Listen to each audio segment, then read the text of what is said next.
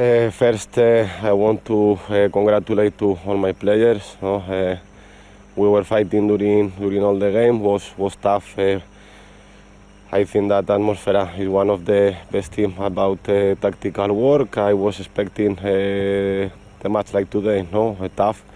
The minimum detail will help to take the victory for the team, and as we saw, minute 93 penalty. The last week we missed against Nevesis, but today we had the luck to put the ball in.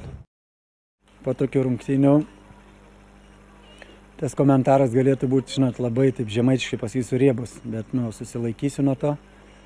Rungtynės, atvažiavom, turėjom 3 keitimus ir paskutinės tas pirmo rato rungtynės, nuovargis, aišku.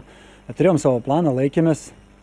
Manau, kad kaip BFA ne kažką ten ir sukūrė, mes turėjom, geresnių tų momentų, bet šis sezonas, kaip ir sakau, būna tokių juodų rungtynių, kaip ir atrodo viską padarom patys, iš šalies kažkas nusprendžia. Šį sezoną jau ne pirmas tas, kas iš šalies nusprendžia, galbūt, nežinau.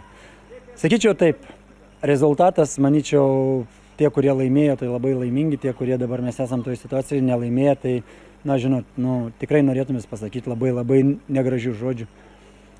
Bet, tiesiog, nežinau, manau, kad jeigu mes būtumėm taip atakavę, tai tikrai nebūtų mums skyrę tokios situacijos, kokią mes dabar turėjom. Savo vaikinam norėčiau pasakyti taip.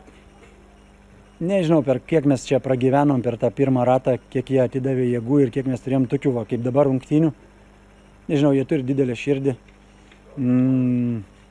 Malonu su jais dirbti. Nežinau. Aš manau, kad jeigu tu iškenti po tokių rungtynių, turi charakterį, jei toliau į aikštę, tai manau antrą ratą mes būsim dvigubai stipresni ir manau, kad tokios rungtynės kaip šiandien bus ne varžovų naudai, bet mūsų naudai. To norim palinkėti savo komandai. Dar kartą pasakysiu, jie man yra nuostabiausi. Didžiulė padėka mano komandai. Ačiū.